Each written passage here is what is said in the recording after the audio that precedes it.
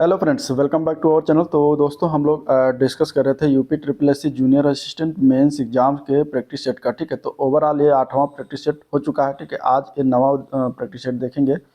और वैसे देखा जाए तो ये दूसरा प्रैक्टिस सेट है यूथ बुक का। ठीक है, इसके पहले और जो है प्रैक्टिस सेट हुआ है वो यूपी एग्जाम वाले का था। तो आप उसको जाके अगर नहीं देखा है तो वीडियो को जरूर देखिएगा। ठीक है, इसका पहला वाला प्रैक्टिस सेट हो चुका है। तो आज हम ये शुरुआत करेंगे ओवरऑल 9वां प्रैक्टिस सेट, जो कि जूनियर असिस्टेंट मेंस एग्जाम 2032-84 भर्ती है। 1 फरवरी को पेपर होना है, तो ज़्यादा समय नहीं है। तो जितना ज़्यादा क्वेश्चन लगा पाएँ उतना ही आपके एग्जाम्स के लिए बहुत ही हेल्प होगा। ठीक है, चलिए इस वीडियो को स्टार्ट करते हैं। और शुरुआत करने से पहले अगर आप लोग चैनल पर नए हैं, अभी तक सब्सक्राइब नहीं किया है, तो चैनल को सब्सक्राइब कर लीजिएगा, साथ ही साथ वीडियो को भी लाइक करते चलिएगा। पहला क्वेश्चन है हिंदी से। किस व्यंजन के उच्चारण में जीवा तालु से नहीं टकराती? जीवा मतलब जीभ जो है, ये तालु मतलब जीभ के ऊपर वाला जो भाग है मुंह के अंदर, वो है, तो उससे नहीं टकराती है। और कौन सा व्यंजन जब उच्चारण करेंगे तो नहीं टकराएगी, ये बताना है। तो देखिए, जो जीवा जो तालु से टकराती है, यहाँ पे तो चा वर्ग जो होता है। ठीक है, चा छ जा झा, यहाँ देखिए चा छ जा झा आप जब बोलते होंगे तो आपकी जीवा जो है, जीभ ऊपर टकराती है। यहाँ पे अगर देखिए घा बोलिए, घा, तो घा बोलने पर क्या है, ऊपर की जो जीभ जो ऊपर की तरफ जो है नहीं लगती है। घा व्यंजन जो है वर्ण का उच्चारण स्थान क्या होता है, ये कंठ से निकलता है। ठीक है, तो ये कंठ वर्ण के अंतर्गत आता है। आंसर यही डी ऑप्शन इसका करेक्ट है।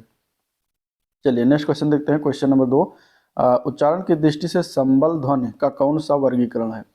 उच्चारण की दृष्टि से संबल ध्वनि जो होती है, ये संपृक्त ध्वनि का वर्गीकरण होता है। तो आंसर यहाँ पे ए पार्ट करेक्ट है, संपृक्त ध्वनि। मतलब कि जब एक ध्वनि दो व्यंजनों से संयुक्त हो जाए तब वो संपृक्त ध्वनि कहलाती है। यहाँ अगर हम बात करें सा और बा, तो सा और बा ध्वनियों के मध्य, जैसे सा ये वाला सा और ये वाला बा, सा और बा ध्वनियों के मध्य जो है मा ध्वनि क्या है, संयुक्त हुई है। ठीक है, सा और बा। तो इस तरीके से आंसर क्या हो जाएगा, यहाँ पे ए पार्ट हो जाएगा। इसका वर्गीकरण याद रखिएगा। अगले प्रश्न की तरफ बढ़ेंगे। किसी के द्वारा कहे गए कथन को मूल रूप से लिखने के लिए कौन सा विराम चिन्ह प्रयुक्त होता है? ठीक है, ये क्वेश्चन इंपॉर्टेंट है। इस तरीके से क्वेश्चन बनता है।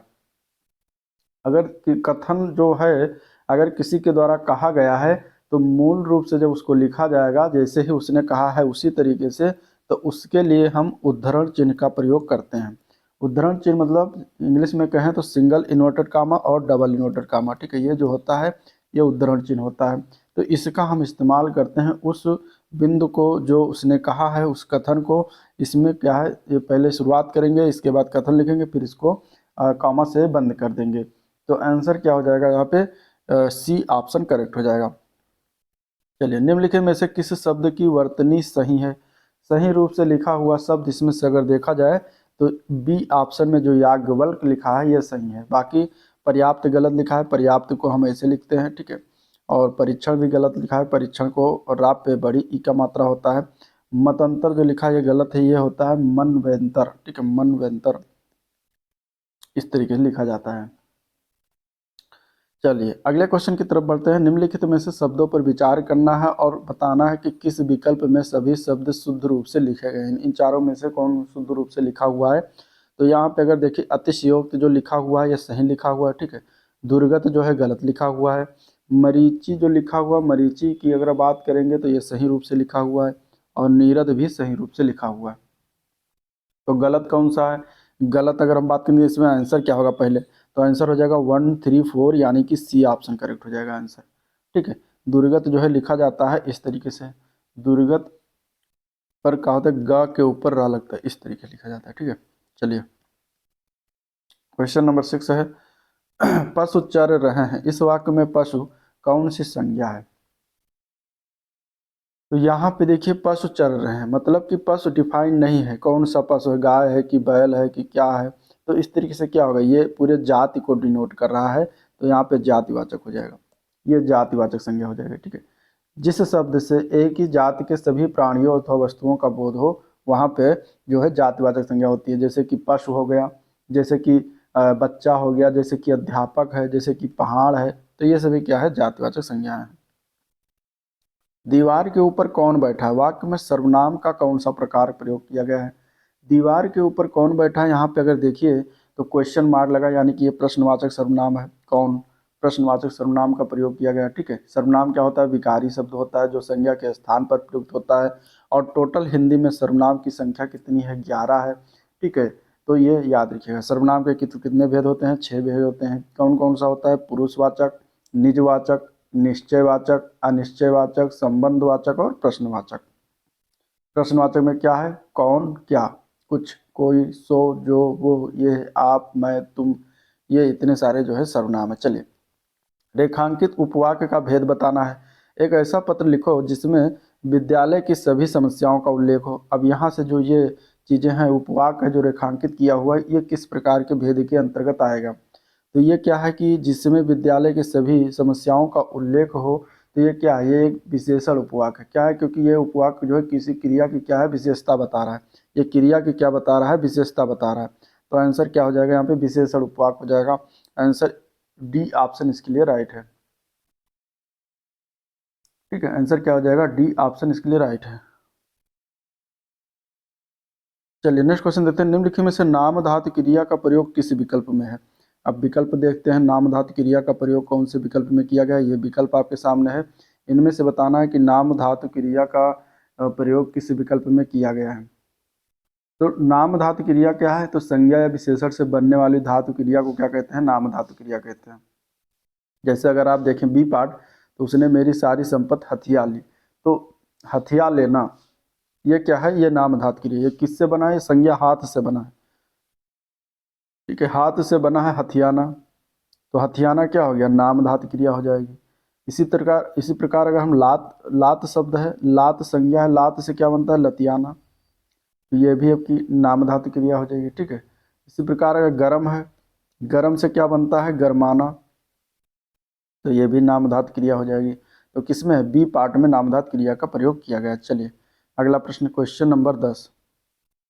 क्वेश्चन नंबर 10 है, कौवा के स्त्रीलिंग निर्धारण के लिए क्या किया जाता है? अगर कौवा पुरुष स्त्रीलिंग है, मतलब कौवा अगर क्या कहते हैं पुल्लिंग है, तो इसका स्त्रीलिंग के निर्धारण के लिए हम क्या करते हैं? तो इसमें क्या होता है कि कुछ प्राणीवाचक शब्द ऐसे हैं पुल्लिंग और स्त्रीलिंग बनाने के लिए, उसमें नर और मादा शब्द लगा देते हैं। जैसे कि अगर हम बात करेंगे कौवा के स्त्रीलिंग निर्धारण के लिए, तो कौवा के पहले हम मादा लगा देंगे, तो क्या हो जाएगा? वो मादा कौवा स्त्रीलिंग को डिनोट करेगी, ठीक है। अन्य कुछ शब्द हैं, जैसे कि अगर हम बात करेंगे मक्खी, तो मक्खी में क्या है? डिनोट करने के लिए हम नर मक्खी कर देंगे एक में, तो नर मक्खी कर देंगे, तो ये मक्खी क्या हो जाएगी? ये पुल्लिंग डिनोट कर देगा और स्त्रीलिंग इसका हो जाएगा मक्खी, ठीक है। इसी प्रकार अगर हम बात करेंगे तितली की, तो तितली क्या है? तितली स्त्रीलिंग हो जाएगी, इसमें नर लगा देंगे तो ये पुल्लिंग हो जाएगा और तितली जो है स्त्रीलिंग हो जाएगी, ठीक है। इसी प्रकार अगर हम बात करेंगे खटमल, खटमल, तो खटमल क्या है? ये पुल्लिंग हो जाएगा, तो इसमें स्त्रीलिंग बनाना है तो यहाँ मादा खटमल कर देंगे, मादा खटमल हो जाएगा, ठीक है। मादा खटमल हो जाएगा। इसी प्रकार जैसे कौवा है, कौवा को स्त्रीलिंग अगर बनाना है तो यहाँ पे क्या कर देंगे? मादा कौवा कर देंगे। ये कुछ चीज़ें होती हैं जो इस प्रकार बनाए जाते हैं। अगला प्रश्न, अपादान कारक युक्त वाक्य है। इसमें अपादान कारक किसमें प्रयोग किया गया है? क्वेश्चन नंबर 11 में। तो अपादान कारक की अगर बात करते हैं तो क्या होता है? संज्ञा के जिस रूप से एक वस्तु या का दूसरी वस्तु से अलग होना पाया जाता है, वहाँ पे अपादान होता है। इसका कारक से होता है, ठीक है, जो अलग होने के अर्थ में होता है। अब अगर यहाँ पे हम देखें तो वो कुल्हाड़ी से वृक्ष काटता है, तो वृक्ष काट रहा है, कोई अलगाव तो हो नहीं रहा है, ठीक है, तो ये तो नहीं होगा। इसके बाद छत से उतरी हुई लता मुरझा गई है, ठीक है, तो यहाँ अगर हम देखें तो क्या हो रहा है? उतरी हुई मतलब कहाँ से उतरी है? छत से उतरी है, यानी कि लता क्या हुई है? अलग हुई है छत से, ठीक है। तो ये हो जाएगा आपका नाम धातु, सॉरी अपादान कारक इसमें हो जाएगा। क्या हो जाएगा? अपादान के कारक हो जाएगा। चलिए नेक्स्ट क्वेश्चन, निम्नलिखित में से कौन सा शब्द तद्भव शब्द है?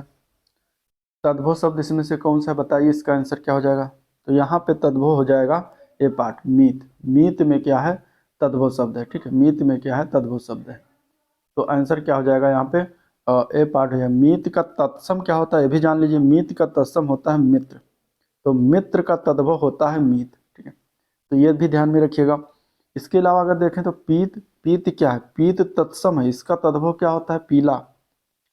पीला जो है तद्भव शब्द है, ठीक है, तो यहाँ पे ये भी ध्यान रखना है। पीला तद्भव शब्द है, इसका जो तत्सम पीत है, ठीक है। फिर है हस्त, हस्त क्या है? तत्सम है, तो इसका जो है तद्भव क्या हो जाएगा? हाथ। फिर है लज्जा, लज्जा है तत्सम, इसका तद्भव हो जाता है लाज। तो ये आपको तद्भव तत्सम से एक क्वेश्चन तो जरूर मिलेगा। चलिए, रित का अर्थ क्या है? रित का अर्थ ये कभी कभी विलोम में पूछ लिया जाता है, कभी कभी अनेकार्थक शब्द के अंतर्गत कभी कभी जो है सम भिन्नार्थक शब्द जो दो युग्म वाले होते हैं उसमें पूछ लिया जाता है, रित और ऋतु देकर। ठीक है, रित और ऋतु देकर। तो यहाँ पे रित जान लीजिए, रित का अर्थ होता है सत्य। रित का अर्थ क्या होता है? सत्य होता है। ठीक है, तो ये ध्यान में रखिएगा। नेक्स्ट क्वेश्चन, निम्नलिखित में से किस शब्द में नी प्रत्यय नहीं लगा है? प्रत्यय इसमें से तो लगा सब में, लेकिन नी प्रत्यय किस में नहीं लगा? तो शेरनी, शेर से शेरनी बनी तो नी प्रत्यय हो गया। मोर से मोरनी, कुट से कुटनी। नौकरानी में नी प्रत्यय नहीं लगा है। ठीक है, नौकरानी में जो है आनी प्रत्यय लगा है। कौन सा लगा है? आनी। तो आंसर क्या हो जाएगा आपका? सी ऑप्शन इसके लिए करेक्ट है। चलिए, किस विकल्प में विलोम युग्म सही नहीं है? क्वेश्चन नंबर 15 की अगर बात करते हैं तो यहाँ पे देखिए, वरदान का अभिशाप, रुक्ष का स्निग्ध, समास का व्यास, सधवा का निर्धवा जो कि दिया गया है गलत है। तो बी ऑप्शन यहाँ पे हो जाएगा गलत, और बी ऑप्शन ही हो जाएगा आपका आंसर, क्योंकि हमें गलत वाला बताना था। सधवा का विलोम क्या होता है? विधवा। तो ये हो जाएगा। चलिए, अगला क्वेश्चन, जीवन धन का समानार्थी शब्द बताना है। जीवन धन का समानार्थी शब्द क्या है? तो यहाँ पे आंसर क्या सही है? बी पार्ट, पति। ठीक है, जीवन धन का समानार्थी शब्द पति या स्वामी है। आंसर क्या है? ए पार्ट, सॉरी बी पार्ट इसका करेक्ट है। किस विकल्प में शुद्ध शब्द युग्म का अर्थ भेद सही नहीं है? अनिल और अनल दिया गया, अंश और अंश, अपेक्षा उपेक्षा, अवलंब अविलंब दिया गया है। तो ये इस वाले अनिल का क्या अर्थ होता है? इस वाले अनिल का होता है हवा, इसका अर्थ हवा होता है। और दूसरे वाला जो अनिल है इसका होता है आग। तो ये तो बिल्कुल सही है। अब दूसरा ऑप्शन है कि अंश, अंश और अंश दिया गया है। तो अंश की अगर बात करेंगे तो यहाँ पे क्या सही है? तो ये दोनों सही है। पहले वाले अंश का अर्थ है हिस्सा, और दूसरे वाले अंश का अर्थ क्या है? कंधा। फिर इसके बाद तीसरा है अपेक्षा करना, मतलब कि आशा करना, और उपेक्षा करना मतलब कि निरादर करना। तो ये भी सही है। गलत वाला कौन सा है? तो ये डी ऑप्शन हो जाएगा, क्योंकि अविलंब जो दिया गया है अधर दिया गया है, और अविलंब जो दिया गया है विलोकित दिया गया है, जो कि दोनों गलत है। क्योंकि अवलंब का अर्थ होता है सहारा या फिर आधार, और अविलंब का अर्थ होता है तुरंत। ठीक है, या तो शीघ्र ही। तो इस प्रकार यहाँ गलती की गई है डी ऑप्शन में। डी ऑप्शन ही आपका आंसर है। चलिए, क्वेश्चन नंबर 18, अभय और उभय का समरूपी भिन्नार्थक शब्द बताना है। अभय का अर्थ क्या है? अभय का भिन्नार्थक अर्थ होता है निडर, और उभय का मतलब दोनों। तो आंसर क्या हो जाएगा? आंसर यहाँ पे ए पार्ट करेक्ट है, निडर और दोनों हो जाएगा। ठीक है, चलिए नेक्स्ट क्वेश्चन की तरफ चलते हैं। क्वेश्चन नंबर 19, किस वाक्यांश के लिए उपर्युक्त शब्द सार्थक नहीं है इनमें से? यहाँ पे अगर देखिएगा तो आंसर बी ऑप्शन का क्या है आंसर? किस झाग से भरा हुआ फेनिल, तो सही है। जो वचन से परे हो वाचाल, ये गलत है। क्योंकि वाचाल जो होता है कि बहुत अधिक बोलने वाला। ठीक है, बहुत अधिक बोलने वाले को वाचाल कहते हैं, और जो वचन से परे हो उसको कहा जाता है एक शब्द में वचनातीत। वचनातीत। तो यही आंसर हो जाएगा, क्योंकि हमें गलत वाला बताना था। शराब बनाने वाले को कलवार, जंगल में लगने वाली आग को दावानल कहते हैं। तो बी ऑप्शन इसका बिल्कुल करेक्ट है। चलिए, नद्यागम, नद्यागम शब्द का संधि विग्रह क्या होगा? नद्यागम की अगर बात करते हैं तो इसका पहले संधि विग्रह करेंगे तो क्या हो जाएगा? नदी प्लस आगम, जो कि सी पार्ट में दिया गया है। अब यहाँ पे देखिए, इसके लास्ट में बड़ी ई है और इसके शुरुआत में बड़ा आ है, तो ये दोनों मिलकर जो है या बन रहा है। ठीक है, या बन रहा है। तो ये क्यों, कौन से समास में हो जाएगा? ये यड़ संध में हो जाएगा, यड़ संध में आ जाएगा। ठीक है, यड़ स्वर संध, यड़ संध समास। तो आंसर सी ऑप्शन इसके लिए राइट है। चलिए, निम्न में से कौन सा कर्मधारय का उदाहरण है? अगला प्रश्न है, कर्मधारय का उदाहरण इनमें से कौन सा शब्द होगा? तो श्याम सुंदर, श्याम सुंदर में अगर देखा जाए तो यहाँ पे कर्मधारय है। ठीक है, यहाँ पे कर्मधारय है। बाकी सत सही में जो है 700 का समाहार यानी कि द्विगु हो जाएगा, जहाँ पे संख्या है। राजगृह जो दिया गया यहाँ पे तत्पुरुष समास है, तत्पुरुष समास। और चतुर्भुज में क्या है? 4 भुजाओं वाला। तो यहाँ पे क्या हो जाएगा? बहुव्रीहि समास, बहुव्रीहि समास। तो आंसर क्या है? डी ऑप्शन इसका करेक्ट है। चलिए, प्रातः सूर्य उदित हुआ और पक्षी चहचहाने लगे, कौन किस प्रकार का वाक्य है? तो देखिए, यहाँ पे अगर देखें तो दो वाक्य है। एक है प्रातः सूर्य उदय हुआ और पक्षी चहचहाने लगे, ये दोनों जो है और से मिलकर जुड़े हुए हैं। तो यहाँ पे अगर हम देखेंगे तो क्या है? ये संयुक्त वाक्य का उदाहरण है। ठीक है, जिस वाक्य में साधारण अथवा मिश्र वाक्यों का मेल संयोजक अव्यय से होता है, यानी कि और, तथा, इन सभी से अगर होता है तो उसे संयुक्त वाक्य कहा जाता है। ठीक है। और ये वाक्य जो होते हैं एक दूसरे से स्वतंत्रता रखता है, अपना बनाए रखता है, एक दूसरे से आश्रित नहीं होते। जैसे सूर्य उदय हुआ और पक्षी चहचहाने लगे, मतलब कि सूर्य उदय हुआ तो उसे पक्षी से कोई लेना देना नहीं, वो उदय होगा, पक्षी चहचहाए चाहे ना चहचहाए तब भी सूर्य उदय होगा। ठीक है। तो इस प्रकार ये क्या है, ये अपना एक अलग स्वतंत्रता बनाए हुए है। तो इस तरीके से यहाँ पे संयुक्त वाक्य होगा। चलिए अगला प्रश्न, निम्नलिखित पंक्तियों में से कौन सा रस है? रस की बात करे रहा है तो इसमें से कौन सा रस हो जाएगा? हे सारथे, हे द्रोण, क्या देवेंद्र भी आकर्णे, है खेल क्षत्रिय बालकों का व्यूह वेधन कर लड़े, मैं सत्य कहता हूँ सखे, सुकुमार मत जानो मुझे, यमराज से भी युद्ध में प्रस्तुत सदा मानो मुझे। इसमें हमें बताना है ये किस रस में प्रयोग किया गया है। यहाँ पे अगर हम देखें तो ये वीर रस में बातें कही गई हैं, आंसर ये पार्ट हो जाएगा। ठीक है। वीर रस, वीर रस क्या होता है? जब किसी रचना या वाक्य आदि से उत्साह जैसे स्थायी भाव की उत्पत्ति हो तो वहाँ वीर रस होती है। ठीक है। तो वीर रस हो जाएगा। ठीक है। चलिए नेक्स्ट क्वेश्चन देखते हैं, क्वेश्चन नंबर 24, तरण्य तटुजा तट तमाल तरवर बहुछाए। इसमें हमें बताना है कि इस कविता की दूसरी पंक्ति में कौन सा अलंकार है, मतलब झुके कूल सो जल परसन हित मनहु सुहाए। बताइए इसमें कौन सा अलंकार है? अलंकार की बात करेंगे तो इसमें एक शब्द अगर आप देख सकते हैं तो यहाँ पे देखिए मनहु लिखा है। अब मन मानो मनहु, जानो जनहु, निश्चय, ये जो आदि अगर कहीं आपको दिख जाए मनुजन मानो तो ये क्या हो जाता है, ये उत्प्रेक्षा हो जाता है। तो आंख मूंद कर उत्प्रेक्षा लगाए यही का। ठीक है। तो आंसर क्या हो जाएगा यहाँ पे? डी ऑप्शन राइट है। चलिए, कोल्हू का बैल होना, इसका अर्थ क्या है? ये है आपका मुहावरा। इसका अर्थ होता है, अगर हम देखें तो इसका अर्थ होता है पूरी तरह काम में लगे रहना, कोल्हू का बैल होना, या अर्थात कठिन परिश्रम करने वाला। यहाँ पे लिखा बहुत ताकतवर होना, गलत, मन लगा कर काम नहीं करना, गलत, निर्धन होना, बहुत दिनों बाद, सभी गलत है। तो आंसर हो जाएगा ई ऑप्शन, उपयुक्त में से कोई नहीं, पांचवा ऑप्शन यहाँ सही है। ठीक है। चलिए क्वेश्चन नंबर 26, कछुआ धर्म और मारे से मोही कुठाव किसकी रचना है? ये किसकी रचना है, किसने जो है रचा है, इसको किसने लिखा है? तो ये लिखा गया है चंद्रधर शर्मा गुलेरी जी के द्वारा। आंसर क्या हो जाएगा? आंसर यहाँ पे जो है बी ऑप्शन करेक्ट है। आंसर क्या है? बी ऑप्शन इसका बिल्कुल करेक्ट है। ठीक है। चलिए अगले क्वेश्चन की तरफ चलते हैं, क्वेश्चन नंबर 27 से और 30 तक, मतलब 27 से 30 तक जो क्वेश्चन है वो आपको अनुच्छेद को पढ़ कर देना है। अनुच्छेद को ये है आपके सामने और इसको आप पढ़ लीजिएगा वीडियो पॉज करके, इसके बाद क्वेश्चन की तरफ आइएगा। ठीक है। हम चलते हैं क्वेश्चन की तरफ। पहला क्वेश्चन है अनुच्छेद से, आजकल पढ़े लिखे युवक नवयुवक विदेश क्यों जाते हैं? सर्वाधिक सबल तर्क कौन सा लगता है इसमें से? अब अगर आप गद्यांश पढ़ेंगे तो गद्यांश के अनुसार माँ बाप का सपना पूरा करने, सुख चैन की जिंदगी बसर करने और समाज में प्रतिष्ठा बढ़ाने के लिए जाते हैं। तो आंसर यहाँ पे बी ऑप्शन इसके लिए करेक्ट हो जाएगा। ठीक है। चलिए क्वेश्चन नंबर 28 है, इस प्रकार के व्यवहार से वह हमारे साथ कैसे रह पाएंगे? यहाँ ऐसे कौन से व्यवहार की ओर संकेत है जिससे उनकी संतान उन्हें अपने साथ नहीं रख पाती?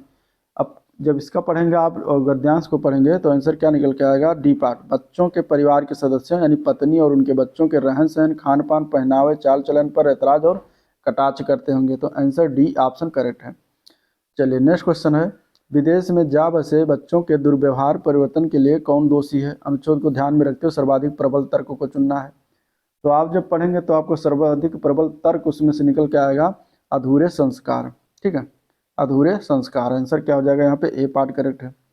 चलिए क्वेश्चन नंबर 30, विदेश में जा बसे बच्चों के माँ बाप अपने द्वारा भोगे जाने वाले कष्टों और दुश्चिंताओं की चर्चा किसी से क्यों नहीं करते? क्योंकि अगर आप गद्यांश पढ़ेंगे तो उसके अनुसार क्योंकि क्या होता है, जग हंसाई से बचने के लिए नहीं करते। ठीक है। लोग उन पर ही खुद ही हंसेंगे तो इसीलिए वो चर्चा नहीं करते। तो आंसर क्या आ जाएगा यहाँ पे? बी ऑप्शन इसका बिल्कुल राइट है। चलिए अब हम देखेंगे जीके जीएस के क्वेश्चन। पहला क्वेश्चन, निम्नलिखित में से कौन सा मंदिर पल्लव राजवंशों शासन के दौरान बनाया गया था? कौन सा मंदिर है, उसका नाम क्या है उस मंदिर का जो पल्लव राजवंश के शासन के दौरान बनवाया गया था इनमें से? तो उस मंदिर का नाम है महाबलीपुरम। ठीक है। महाबलीपुरम या फिर इसको कहा जाता है मामल्लपुरम, जो कि इस विभिन्न मंदिरों का निर्माण कराया गया। और इन मंदिरों में प्रमुख है, अगर हम बात करें तो आदिवराह मंदिर सिंह विष्णु, ठीक है, एकाश मंदिर, रथ मंदिर नरसिंह वर्मन के द्वारा, गणेश मंदिर परमेश्वर वर्मन प्रथम के द्वारा आदि के द्वारा जो है निर्माण करवाया गया था। ठीक है। कांची का कैलाश मंदिर का निर्माण भी पल्लव शासक नरसिंह वर्मन द्वितीय ने करवाया था। ठीक है। जिसको राज सिद्धेश्वर मंदिर भी कहा जाता है। तो इस तरीके से यहाँ पे आंसर बी ऑप्शन राइट हो जाएगा। चलिए, टोडरमल को निम्नलिखित में से किस नाम से जाना जाता था? टोडरमल जो थे ये अकबर के दरबार में रहते थे और ये अकबर के वित्त मंत्री थे, फाइनेंस मिनिस्टर। ठीक है, ये क्या थे? अकबर के वित्त मंत्री थे। इन्हें कहा जाता था मुशरिफ ए दीवान। क्या कहा जाता था? मुशरिफ ए दीवान। आंसर डी ऑप्शन करेक्ट है। ठीक है, इन्होंने राजस्व एकत्र करने की एक नई व्यवस्था शुरू की थी, तो जिसका नाम दिया गया था जब्ता प्रणाली। क्या नाम दिया गया था? जब्ता प्रणाली, या फिर उसको कहा गया था दहसाला प्रथा। तो दहसाला प्रथा की शुरुआत जो है टोडरमल के द्वारा ही किया गया था, ये भी आप लोग ध्यान में रखिएगा बात। चलिए, क्वेश्चन नंबर 48, भारतीय संविधान के किस याचिका का अर्थ है सूचित होना या प्रमाणित होना? तो वो कौन सा याचिका है? तो देखिए, भारतीय संविधान का अनुच्छेद जो 32 है, ठीक है, संवैधानिक उपचारों का अधिकार, उसके तहत मौलिक अधिकारों के उल्लंघन के विरुद्ध सर्वोच्च एवं उच्च न्यायालय अनुच्छेद 226 के अंतर्गत 5 प्रकार की रिट जो है जारी करती है।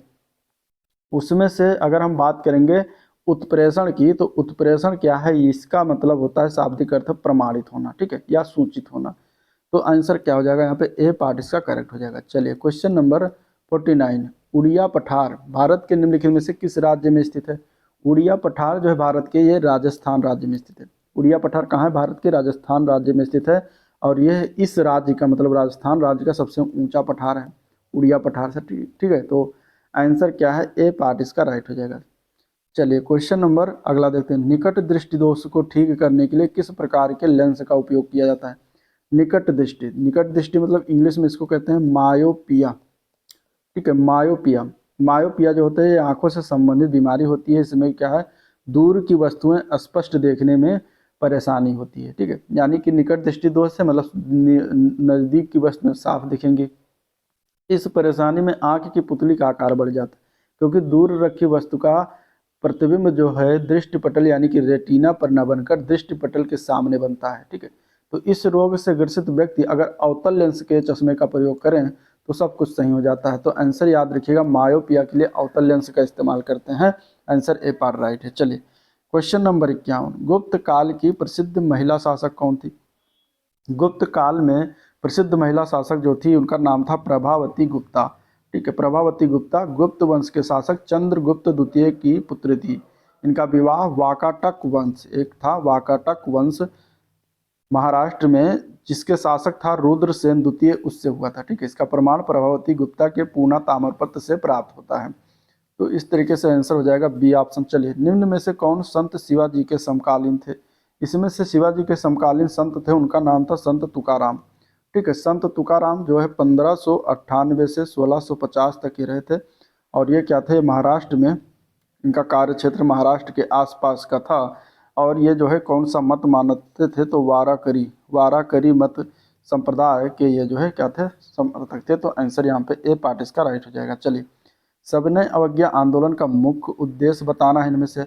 सविनय अवज्ञा आंदोलन की अगर बात करें, सविनय अवज्ञा आंदोलन जो कि 1930 में शुरुआत हुआ, 1930-31, इसका मुख्य उद्देश्य था नमक कर के विरुद्ध जो था, नमक कर बहुत बढ़ा दिया गया था, तो नमक को टैक्स के विरुद्ध जो है इसका आंदोलन किया गया था। तो इसका मेन कारण था नमक कर के विरुद्ध, ठीक है, आंदोलन करना। यह आंदोलन जो है गांधी जी के द्वारा किया गया था, और गांधी जी के द्वारा वायसराय के सम्मुख रखे गए 11 सूत्रीय मांग पर विचार न करने के कारण शुरू किया गया था। ठीक है, तो इस प्रकार इसका अगर हम बात करें तो गांधी जी ने इसकी शुरुआत नमक कर के विरुद्ध 12 मार्च 1930 को शुरुआत किया था, 6 अप्रैल 1930 तक, ठीक है, गुजरात के दांडी नामक स्थान से किया था। चलिए, क्वेश्चन नंबर 54, संविधान सभा के अल्पसंख्यकों की उप समिति के अध्यक्ष कौन थे? संविधान सभा के अल्पसंख्यकों की उप समिति के अध्यक्ष का नाम था H.C. मुखर्जी। ठीक है, संविधान सभा के ये अल्पसंख्यक की उप समिति के अध्यक्ष थे। ठीक है, तो आंसर क्या हो जाएगा? ए पार्ट करेक्ट हो जाएगा। अब अगर हम बात करेंगे जैसे कि कुछ अन्य उप समिति हैं, जैसे कि मौलिक अधिकार संबंधी उप समिति के अध्यक्ष थे जे बी कृपलानी। ठीक है, जे बी कृपलानी। अल्लादी कृष्णा स्वामी अय्यर जो थे संविधान के मसौदा तैयार करने वाली समिति के 7 सदस्यों में से एक थे। पट्टाभी सीतारमैया जो थे ये संविधान सभा के हाउस कमेटी के अध्यक्ष थे। ठीक है, के एम मुंशी जो थे संविधान सभा में ऑर्डर ऑफ बिजनेस कमेटी के अध्यक्ष थे। चलिए, नेक्स्ट क्वेश्चन, क्वेश्चन नंबर 55, संविधान, भारतीय संविधान का अनुच्छेद 300A ठीक है, भारतीय संविधान का अनुच्छेद 300A निम्नलिखित में से किसकी गारंटी देता है? तो भारतीय संविधान का 300A जो अनुच्छेद है, ये अगर हम बात करेंगे तो कोई भी व्यक्ति अपनी संपत्ति से वंचित नहीं रहेगा, इसकी गारंटी देता है। आंसर सी ऑप्शन इसका करेक्ट हो जाएगा। यानी कि संपत्ति के अधिकार से रिलेटेड है, जो कि पहले मूल अधिकार हुआ करता था, लेकिन जो है इसको हटा के अब जो है 44वां संविधान संशोधन किया गया था 1978 में। तो उसके द्वारा संविधान संपत्ति के अधिकार जो था अनुच्छेद 31 और अनुच्छेद 19, एक कच्चे को एक का चा को मौलिक अधिकार की सूची से हटाकर अनुच्छेद 300 का के अंतर्गत रखकर कानूनी अधिकार बना दिया गया। तो इसी प्रकार अब मौलिक अधिकार टोटल 6 रहेंगे, पहले 7 हुआ करता था। ठीक है, तो आंसर क्या हो जाएगा यहाँ पे? सी ऑप्शन करेक्ट है। नेक्स्ट क्वेश्चन, महाद्वीप जिसे the land of golden fleece के नाम से जाना जाता है, उस महाद्वीप का नाम क्या है?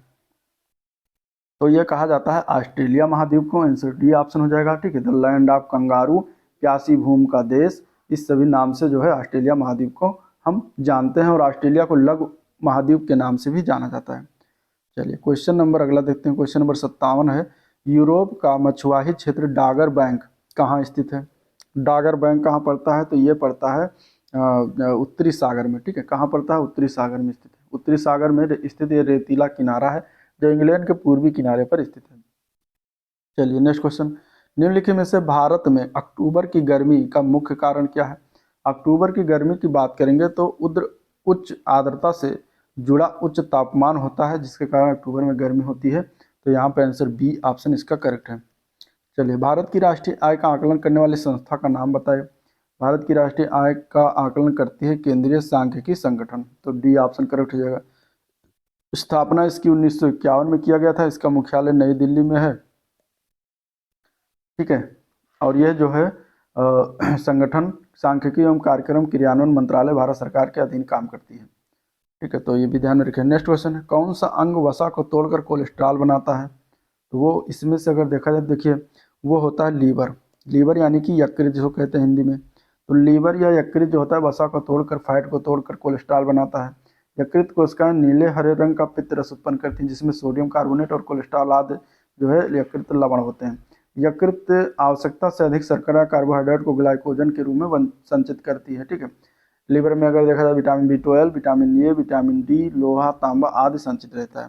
तो यहाँ पे आंसर क्या हो जाएगा? ई ऑप्शन उपयुक्त में से कोई नहीं। पेनिसिलिन जिसे एंटीबायोटिक के रूप में प्रयोग किया जाता है, प्राप्त किया जाता है कहाँ से प्राप्त करते हैं पेनिसिलिन को? पेनिसिलिन की अगर बात करेंगे तो 61 का बी हो जाएगा आंसर। ये कवक से प्राप्त किया जाता है। ठीक है, कवक से। ये जीवाणुरोधी दवाओं का समूह है। पेनिसिलिन बैक्टीरिया की कोशिका भित्ति में हस्तक्षेप करके काम करता है। और इसका खोज किसने किया था पेनिसिलिन का? तो अलेक्जेंडर फ्लेमिंग का नाम याद रखिएगा। Next question, global footprint network की स्थापना किस वर्ष हुई थी?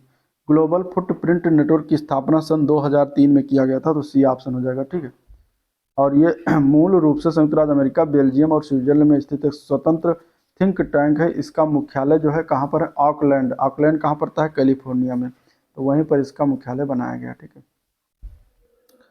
चलिए अगले क्वेश्चन की तरफ बढ़ते हैं। क्वेश्चन नंबर 63, हाल ही में नवंबर 2024 में G20 की disaster risk reduction working group की बैठक कहाँ पर आयोजित हुआ?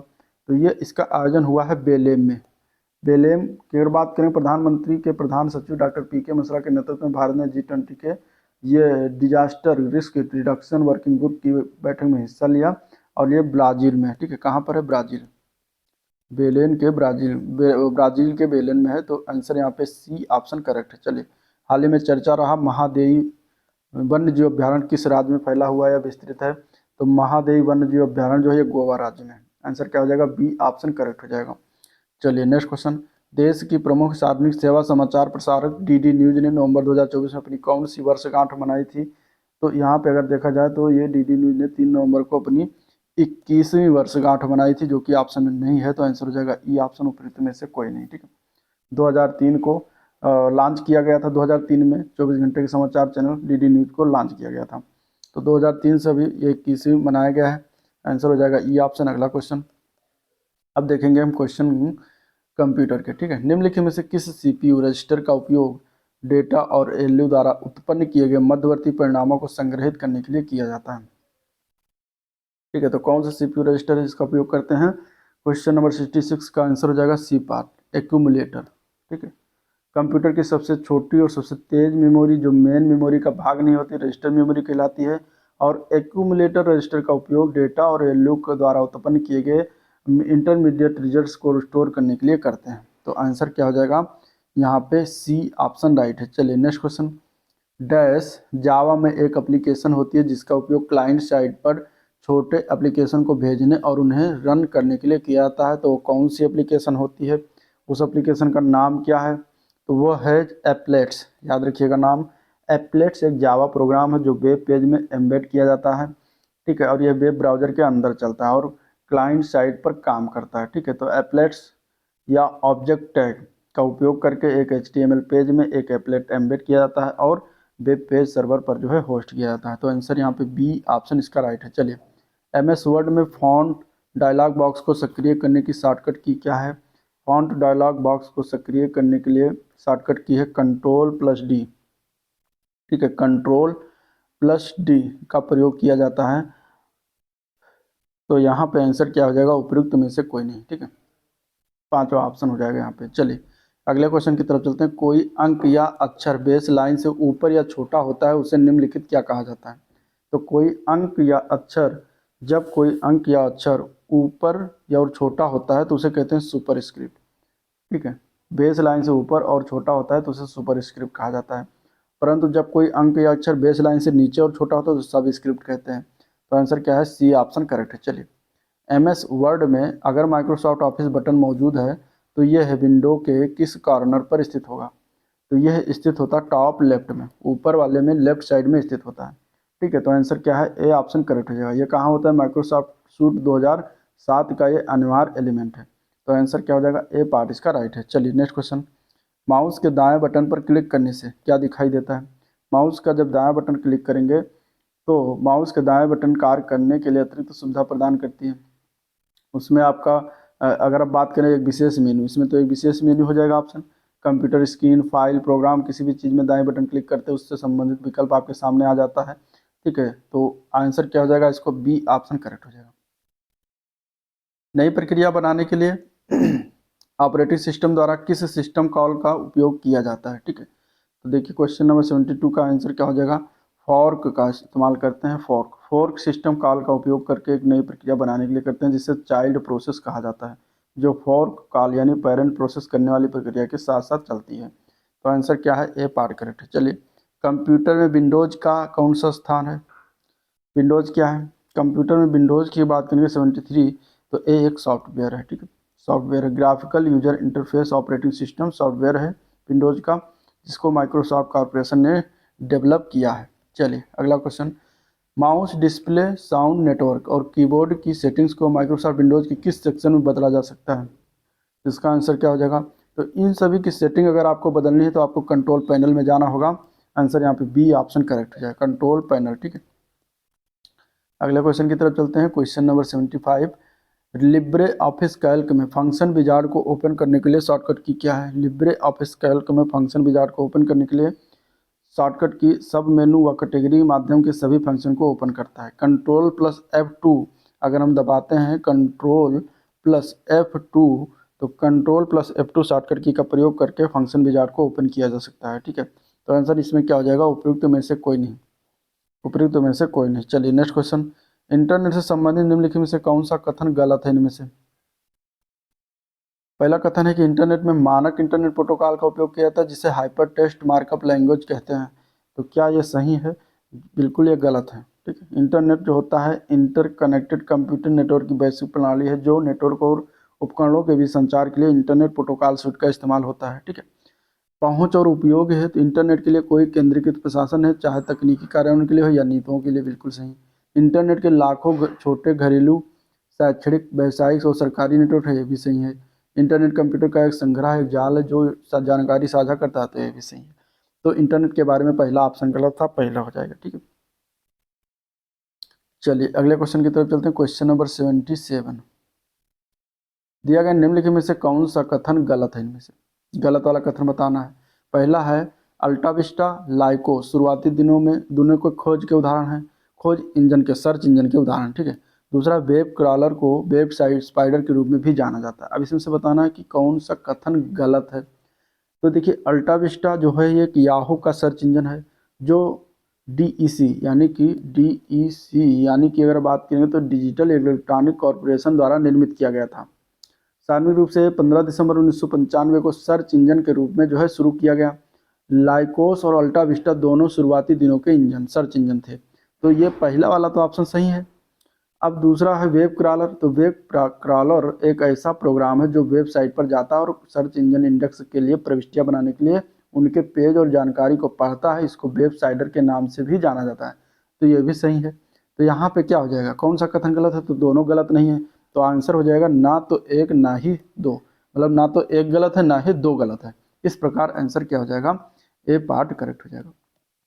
चलिए, इंटरनेट का एक कंप्यूटर जो HTTP प्रोटोकॉल का उपयोग करता है किसके रूप में जाना जाता है, तो ये जाना जाता है वेब सर्वर के रूप में। HTTP hyper text transfer protocol, ये एक प्रकार का नेटवर्क प्रोटोकॉल है जो वर्ल्ड वाइड वेब में उपयोग होता है। चलिए अगला क्वेश्चन, UTR का पूर्ण रूप क्या है। UTR का फुल फॉर्म है यूनिक ट्रांजेक्शन रेफरेंस। क्या है, unique transaction reference. Answer A part हो जाएगा। ठीक है, UTR number real time gross settlement RTGS को कहते हैं। 22 अंकों का क्या होता है, ये कोड होता है। और UPI पेमेंट में UTR कोड 12 अंकों का होता है। चलिए अगला क्वेश्चन, इनमें से कौन सा एक प्रकार का सॉफ्टवेयर है जिसे यूजर्स के कंप्यूटर को वायरस का पता लगाने के लिए और उनसे बचने के लिए मदद करने के लिए जो है डिजाइन किया गया है। तो वो कौन सा सॉफ्टवेयर होता है। 80 नंबर क्वेश्चन, तो वो एक एंटीवायरस होता है। ठीक है, एंटीवायरस जो होता है एक प्रकार का सॉफ्टवेयर होता है जो है ये पता लगाता है वायरस का। तो आंसर क्या है, सी ऑप्शन इसके लिए राइट है। चलिए अब उत्तर प्रदेश स्पेशल क्वेश्चन देख लेते हैं। उत्तर प्रदेश के साथ सबसे कम सीमा वाला राज्य कौन सा है। उत्तर प्रदेश के साथ सबसे छोटी सीमा साझा करने वाला राज्य जो है वो हिमाचल प्रदेश है। आंसर बी ऑप्शन करेक्ट हो जाएगा, जिससे उत्तर प्रदेश का सिर्फ और सिर्फ सहारनपुर जिला टच करता है। ठीक है, और उत्तर प्रदेश की कितने राज्यों से लगती है सीमा, तो 8 राज्यों से लगती है, एक केंद्र शासित प्रदेश से लगती है। टोटल 9 राज्यों से सीमा टच होती है। तो ये भी जान लें। सबसे लंबी सीमा पूछेगा तो मध्य प्रदेश हो जाएगा। सबसे लंबी सीमा किससे लगती है, मध्य प्रदेश। सोनभद्र एक ऐसा जिला है उत्तर प्रदेश का जिससे 4 राज्यों की सीमा जो है टच करती है। ठीक है, जिससे क्या है 4 राज्यों की सीमा टच करती है, मध्य प्रदेश, झारखंड, छत्तीसगढ़ और एक आ जाता है बिहार। तो इस प्रकार 4 राज्यों से सोनभद्र टच करता है। चलिए अगला क्वेश्चन चलते हैं। उत्तर प्रदेश के दक्षिण भाग की सबसे ऊंची पहाड़ी कौन से। दक्षिण भाग की सबसे ऊंची पहाड़ी की बात कर रहा है तो यहाँ पे हो जाएगा सोनकर पहाड़ी। आंसर सी ऑप्शन राइट हो जाएगा। ठीक है, कहाँ पर ये स्थित है, तो मिर्जापुर में। मिर्जापुर में सोनकर पहाड़ी है, जो कि उत्तर प्रदेश की अगर सबसे ऊंची चोटी पूछा जाए तो उसका नाम क्या है, अमसोत चोटी। क्या है, अमसोत चोटी, जो कि उत्तर प्रदेश की सबसे ऊंची चोटी है। 3140 फीट है इसकी ऊंचाई, जो कि ये सबसे ऊंची चोटी है, जो कि कहाँ पर स्थित है, ये सहारनपुर में स्थित है। चलिए, उत्तर प्रदेश में लाल मिट्टी मुख्यतः कहाँ पाई जाती है। लाल मिट्टी की बात करेंगे तो ये पाया जाता है मिर्जापुर और झांसी के क्षेत्रों में। आंसर क्या हो जाएगा, यहाँ पे सी ऑप्शन करेक्ट है। अगले क्वेश्चन की तरफ चलते हैं। उत्तर प्रदेश में पहला गिद्ध संरक्षण केंद्र जो है कहाँ स्थापित किया गया है। गिद्ध संरक्षण केंद्र जो है ये नवंबर 2019 में महाराजगंज जिले में स्थापित किया गया था। महाराजगंज जिला। ठीक है, अब ऑप्शन में कहीं नहीं तो ई ऑप्शन जाएगा, उपयुक्त में से कोई नहीं। ठीक है, चलिए नेक्स्ट क्वेश्चन देखते हैं। क्वेश्चन नंबर 85 है, निम्नलिखित में से क्या भारत के बुंदेलखंड क्षेत्र में उगाई जाने वाली सबसे बड़ी फसल नहीं है, उगाई जाने वाली बड़ी फसल नहीं है। तो देखिए भारत के बुंदेलखंड क्षेत्र में देखा जाए कसावा नहीं उगाई जाती। ठीक है, बाकी बुंदेलखंड क्षेत्र में बाजरा, चना, सोयाबीन सभी होता है, राई भी होता है, सोयाबीन होता है, लेकिन कसावा नहीं होती। ठीक है, चलिए अगले क्वेश्चन की तरफ चलते हैं। निचली गंगा नहर कहाँ पर गंगा से निकलती है। निचली गंगा नहर की बात कर रहा है तो ये नरौरा से निकलती है। नरौरा कहाँ है, बुलंदशहर। बुलंदशहर के नरौरा से निचली गंगा नहर निकलती है। तो आंसर हो जाएगा डी ऑप्शन करेक्ट हो जाएगा। ठीक है, इसका निर्माण कार्य जो है प्रारंभ हुआ था 1872 में और समाप्त हुआ जाते 1878 में। ठीक है, तो 6 साल में बना था नहर, जिसकी कुल लंबाई है 8800 किलोमीटर। निचली गंगा नहर की लंबाई कितनी है, 8800 किलोमीटर। तो आंसर हो जाएगा D option. Next question, doctor Bhimrao Ambedkar नामक नक्षत्रशाला कहाँ पर स्थित है। इंपॉर्टेंट क्वेश्चन है। डॉक्टर भीमराव अंबेडकर नगर नक्षत्रशाला जो कि प्रदेश की प्रथम डिजिटल नक्षत्रशाला है, जो कि रामपुर में स्थित है। तो आंसर क्या हो जाएगा, ए पार्ट करेक्ट हो जाएगा। पुराना नाम क्या था? आर्यभट्ट नक्षत्रशाला। ठीक है, चलिए। फिरोजाबाद शहर किस लिए प्रसिद्ध है? फिरोजाबाद की बात कर देंगे, फिरोजाबाद की चूड़ियाँ विश्व प्रसिद्ध है। ठीक है, तो चूड़ियों के लिए प्रसिद्ध है। आंसर यहाँ पे सी ऑप्शन राइट हो जाएगा। कांच उद्योग के लिए विश्व फेमस है। भारत का ग्लास सिटी फिरोजाबाद को कहा जाता है। चलिए अगला क्वेश्चन, उत्तर प्रदेश का कौन सा नगर सुहाग नगरी के नाम से जाना जाता है? तो यही फिरोजाबाद शहर हो जाएगा। आंसर डी ऑप्शन करेक्ट है, जहाँ पे कांच की चूड़ियाँ विश्व का उद्योग जो है विश्व प्रसिद्ध है। तो आंसर क्या हो जाएगा? डी ऑप्शन राइट है। नेक्स्ट क्वेश्चन है, उत्तर प्रदेश का एक छोटा सा शहर है जो अपनी लाल मिट्टी के सजावटी बर्तनों के लिए जाना जाता है, वो कौन सा शहर है? तो वो हो जाएगा 90 का सी, चुनार। चुनार जो है छोटा सा शहर जो अपनी लाल मिट्टी सजावटी बर्तनों के लिए जाना जाता है। तो आंसर क्या है? सी ऑप्शन राइट है। चलिए, मध्य प्रदेश में उत्तर प्रदेश किस जनपद को शिक्षा के कारण केंद्र होने के कारण सिराज ए हिंद कहा जाता था? तो वो कौन सा केंद्र है? तो वो कहा जाता था जौनपुर को। ठीक है, शिक्षा का केंद्र होने के कारण सिराज ए हिंद के नाम से इसको जाना जाता था। तो आंसर सी ऑप्शन राइट हो जाएगा। अगला प्रश्न, प्रसिद्ध हिंदी लेखक राहुल सांकृत्यायन का जन्म निम्नलिखित में से किस जिले में हुआ? राहुल सांकृत्यायन का जन्म जो है, इनका जन्म हुआ था 1893 में। कहाँ पर हुआ था? 1893 में आजमगढ़ जिले में हुआ था। आंसर डी ऑप्शन करेक्ट हो जाएगा। ठीक है, घुमक्कड़, शास्त्र, सतमी के बच्चे, ये सभी इनकी कृतियां हैं। वोल्गा से गंगा इनकी एक अन्य प्रसिद्ध कृतियां हैं, तो याद रखिएगा। उत्तर प्रदेश में कोयला के भंडार कहाँ पाया जाता है? अगला प्रश्न है, कोयला का भंडार सिंगरौली क्षेत्र में मिलता है। सिंगरौली क्षेत्र कहाँ है? सोनभद्र में। ठीक है, सोनभद्र के सिंगरौली क्षेत्र में कोयला के भंडार प्रमाणित भंडार की दृष्टि से उत्तर प्रदेश का 9वां स्थान आता है भारत में। तो आंसर क्या हो जाएगा? बी ऑप्शन इसका राइट है। ठीक है, सिंगरौली और अंशतः सोनभद्र का जिला आता है। ठीक है, चलिए नेक्स्ट क्वेश्चन है, निम्नलिखित में से कौन सा सही सुमेलित नहीं है? विद्रोह का स्थल और विद्रोह प्रारंभ की स्थिति। कौन सा विद्रोह? 1857 का विद्रोह। कौन सा गलत है? इसमें से गलत वाला बताना है। बैरकपुर में कब हुआ? 29 मार्च 1857 को हुआ, बिल्कुल सही। मेरठ में कब हुआ? 10 मई 1857 को, ये भी सही है। ठीक है, झांसी में कब हुआ? 10 मार्च 1857, जो कि गलत है। झांसी में हुआ था 8 जून को, 8 जून 1857 को, तो यही गलत हो जाएगा। बाकी लखनऊ भी सही है, 4 जून 1857 को।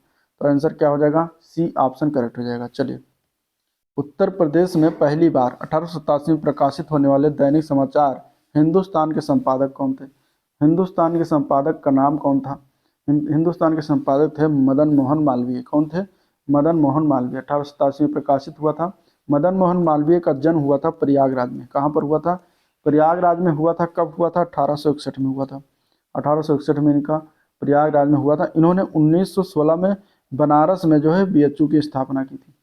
ठीक है, चलिए, उत्तर प्रदेश में प्रथम विकलांग विश्वविद्यालय कहाँ पर स्थापित किया गया है? तो यहाँ पे अगर हम बात करेंगे तो ये स्थापना किया गया है चित्रकूट में। कहाँ पर? चित्रकूट में स्थापना किया गया था सन 2001 में, लेकिन ऑप्शन में चित्रकूट नहीं है, तो ई ऑप्शन हो जाएगा उपयुक्त में से कोई नहीं। ठीक है, अगला क्वेश्चन, 2011 की जनगणना के अनुसार निम्नलिखित में से उत्तर प्रदेश किस जिले का जनसंख्या घनत्व सबसे अधिक है? तो इसमें से क्या आंसर हो जाएगा? तो हो जाएगा गाजियाबाद। जनसंख्या घनत्व जो है यहाँ पर कितना है? 3971 है, जो कि सबसे अधिक है। तो आंसर क्या हो जाएगा? ए ऑप्शन राइट हो जाएगा। चलिए, हाल ही में चर्चा में रहा गुरु जम्भेश्वर विश्वविद्यालय उत्तर प्रदेश किस जिले में है? तो उत्तर प्रदेश के अगर हम बात करेंगे तो ये मुरादाबाद जिले में। जम्भेश्वर विश्वविद्यालय कहाँ है? मुरादाबाद। ठीक है, तो आंसर क्या हो जाएगा? डी ऑप्शन इसका राइट है। चलिए, हाल ही में चर्चा में रहा उत्तर प्रदेश का पहला स्किन बैंक जिले में स्थित है। कौन से जिले में स्थापना किया गया है? तो कानपुर का एक है हॉस्पिटल, हाईलाइट हॉस्पिटल, जहाँ पे निर्माणाधीन है। तो आंसर यहाँ पे बी ऑप्शन इसका राइट हो जाएगा। चलिए, हाल ही में घोषित Uttar Pradesh state capital region में राज्य की राजधानी लखनऊ के अतिरिक्त सीमावर्ती 5 अन्य जिलों में शामिल कौन सा इसमें से एक नहीं होगा?